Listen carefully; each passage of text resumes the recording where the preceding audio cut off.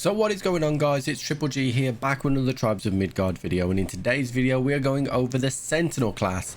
Now the Sentinel class has a Captain America shield, so it couldn't be much cooler than that. In addition to that, it is really strong, and for the reasons that you wouldn't think. Guys, if you enjoyed this video, please consider subscribing to the channel or join us over on Twitch. We stream 5 times a week, and otherwise let's get straight into this video. So the Sentinel, on the face of it, looks like, you know, it's a shield, it's going to take a lot of damage, and it's going to be a really solid choice. But it is an actual mobbing machine. The Captain America throw, like in the comics, chains to enemies, meaning that you can stun multiple enemies at the same time and then just destroy them. And with the amount of armor that you get from the default ability on the Sentinel, you are absolutely ridiculous. This class has absolutely surprised me with how fun it was. The first time I played with it, I couldn't get past the fact that the button layout on it was really poor. But once I got used to that, actually, this is actually one of my favorite classes that I've played so far. So let's get into the skill tree and tell you exactly how I decided to spec. So obviously when you reach level 2, we're going to get the shield wall, which is going to grant us straight away 20% armor. Now, not to be sniffed at, of course, but this is where we need to start out. Then we're going to unlock our first signature skill of the Sentinel, and that is the shield throw. Now the shield throw just goes forward on the controller. You press A and it fires forward like Captain America. It feels really good, and if there are multiple enemies there, it will bounce between these multiple enemies, meaning that you will be able to stun multiple enemies and chain them up. They stun for quite a decent amount of time too, so it really does make it a very powerful skill.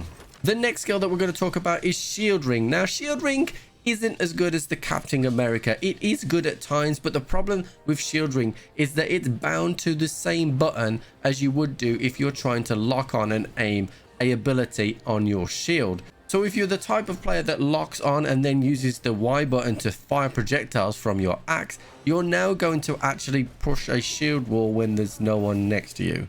So once you get used to that, what you have to then do is not actually lock onto any enemies anymore while using the axe. So that's how you get around it. Once you get used to that, it actually feels pretty clean, but it really did annoy me. Then we're going to move on to durable shields, which we're using our shield a lot, so 25% durability is nice. Then we're going to go into critical barrier. Now critical barrier means you're going to be able to block those critical attacks, which include those ones from the lizards, the werewolf, anything that has a red eye or a red indicator just before it attacks. You're now going to be able to block that. Then I like to go down to Thunder Embrace. Now, particularly if I'm using the blue axe that I keep talking about, I like this because I'm going to get extra damage out of it, and it's going to work exceptionally well. As for the next 2 skills, we're going to take the top 2 Soulless skills, which is going to give us up to 6% passive health regen. Now, this is really nice. On the face of it, you might think, well, I'm not taking that much damage. Why do I need health regen? But you're the tank. You're going to go in there. You're going to lose control of your senses because you're so strong, and you may run out of potions. So this health regen really does help. The final 2 points are completely up to you. No Mercy is a really nice skill because it will increase damage against those stunned enemies, and you're going to stun these enemies a lot. You could go up and use Focus Parry, which will fully block attacks and stun enemies. So while your shield is not deployed, it charges energy over time. When charged, it emits an aura that fully absorbs the next attack and stuns the attacker. This works inconsistently. I do like the premise of this skill, but the reason why I haven't chosen it is because it works inconsistently. The other choice that you do have, obviously you can take Ice Embrace, or you could go and just put 10% damage into a sword or an axe. Overall, the gameplay loop for the Sentinel is really simple. Throw your Captain America in first and then follow that up.